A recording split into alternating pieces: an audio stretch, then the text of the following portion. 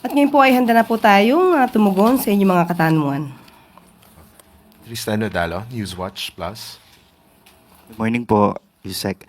Ma'am, nag-start na po yung hearing ni Senator Amy Marcos regarding sa arrest ni former President Duterte, and dumalo po si Senator Bato de la Rosa doon, and sa sinabi niya po ay parang nagrereklamo po siya sa hindi pagdalo ng ilang executive official, at ito raw po ay tahasang pagbabaliwala sa doktrina ng checks and balances ng ating gobyerno. He adds na we are on the verge of constitutional crisis kung tuluyan daw pong i-snob yung investigasyon. Our reaction po. Sino po nagsabi po? Si Senator Bato Bato? de la Rosa. Hindi po ba niya natatandaan na nagkaroon na ng first hearing? Siya po yata yung wala. That was an opportunity para sa kanya para magtanong. So wag niyo pong sisihin kung ngayon po ay hindi umaten ang mga cabinet officials natin sa pangalawang hearing po. 6 na oras po ang naging hearing nung una. Sana po dumating siya, nagpakita siya, para po nakapagtanong siya na maayos. But do you believe, or hindi po ba tayo naniniwala sa sinabi niyang pwedeng magkaroon ng constitutional crisis daw po, ma'am, kung patuloy daw pong gagawin ito ng Malacanang? Dapat malaman din po ni Senator Bato na ang patungkol po sa executive privilege ay matagal na po ring inayunan ng Supreme Court. Marami na pong kaso na desisyon na ng Supreme Court. Nandiyan po ang Senate versus Ermita, Neri versus Senate Committee, kung saan po ang executive privilege ay patunay lamang po according to the Supreme Court decisions na ito po ay maaaring i-invoke ng ating Pangulo at ng kanyang mga high-ranking officials. Especially kung ito ay mga patungkol sa deliberative process privilege, presidential communications privilege, or state secrets privilege.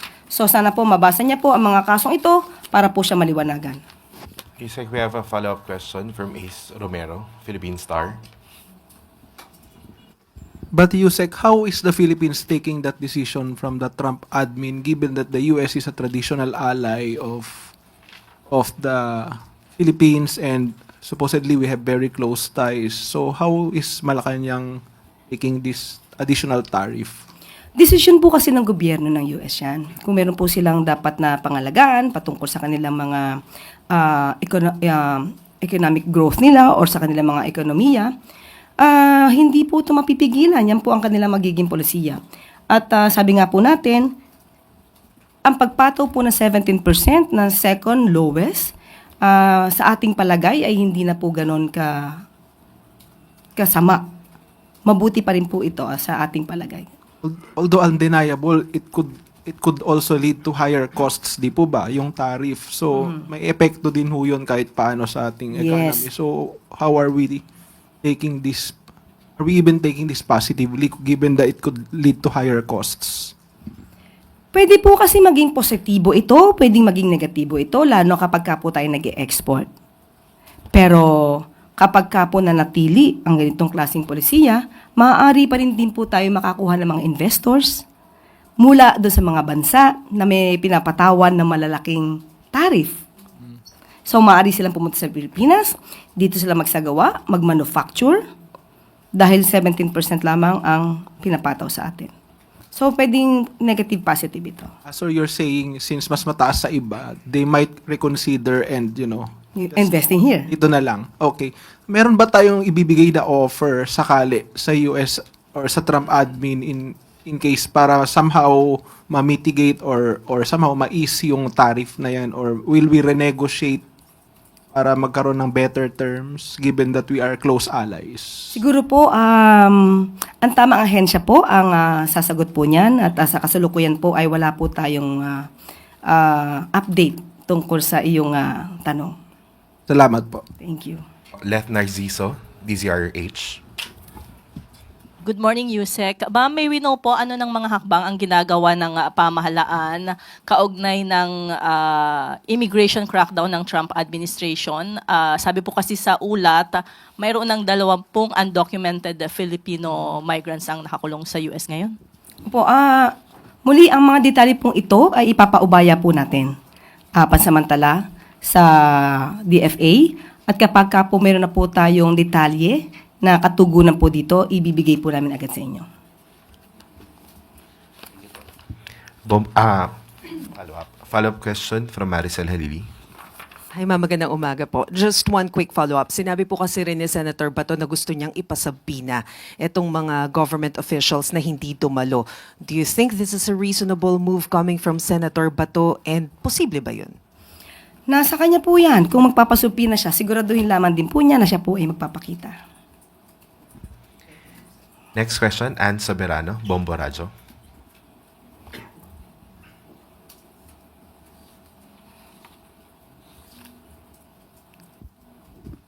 Yusek, sinabi kasi kanina na on negotiation phase pa yung pagbili natin ng F-16 sa US. Sakali, Yusek, saan kukunin ng gobyerno ang pondo pambili po ng mga nasabing aircraft? Naku po. Sa ngayon po, ako po personal ay hindi ko po batid ang kasagutan patungkol dyan. Sana po natanong kanina kay Sir Jonathan Malaya. Anyway, sabi pa po natin, wala pa pong detalye, katulad pong sinabi ni Sir Jonathan Malaya. At alamin po natin kasi nasa negotiation pa lang po. At pagka po nagkaroon na po ng mga detalye patungkol po sa budget, muli ibibigay po agad namin sa inyo. Thank you po. Sam Medinilla, Business Mirror.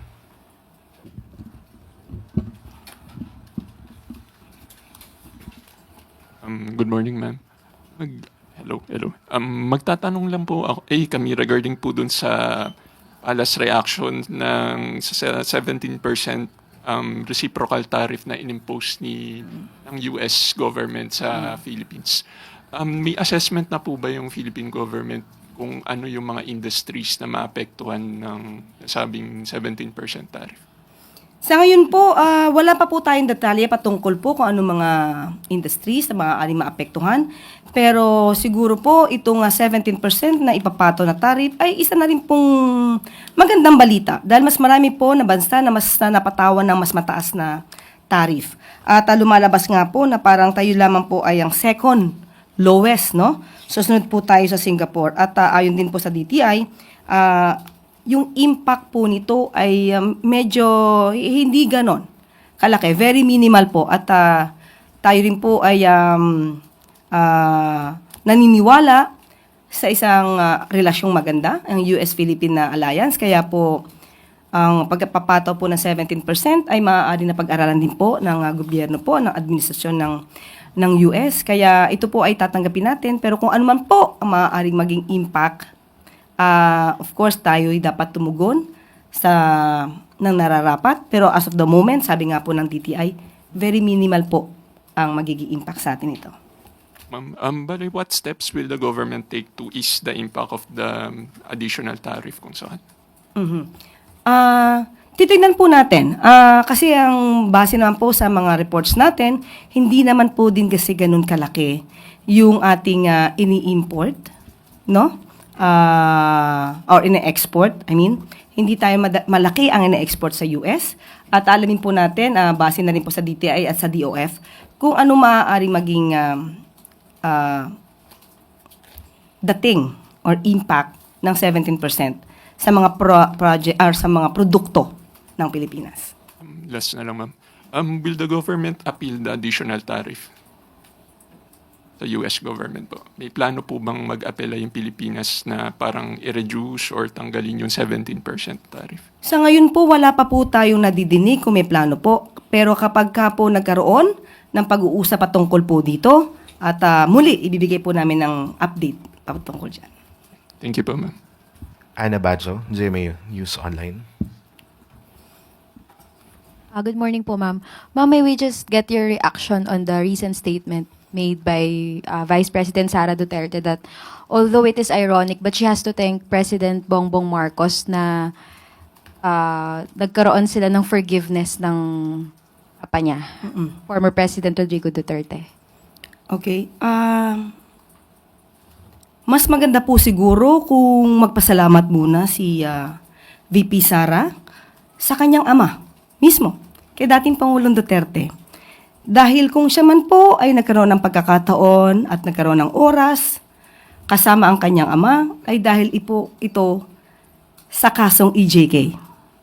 Kung hindi po naganap at hindi nagawa ang sinasabing mga aksyon patungkol sa war on drugs at walang nag-complain, hindi naman din po sila makakaroon ng pagkakataon na makapunta sa dahig. So mas magandang pasalamatan niyo muna po dahil sa ginawa ng kanyang ama, sa mga nirereklamos po sa kanya, yun po yung naging cause kung ba't sila nasa dahig. Pero pinaabot po natin to sa Pangulo. At ang sabi po niya, glad I could help. Thank you, ma'am. Okay. At dito po nagtatapos ang ating briefing. Maraming salamat, Malacanang Press Corps, at magandang tanghali para sa Bagong Pilipinas.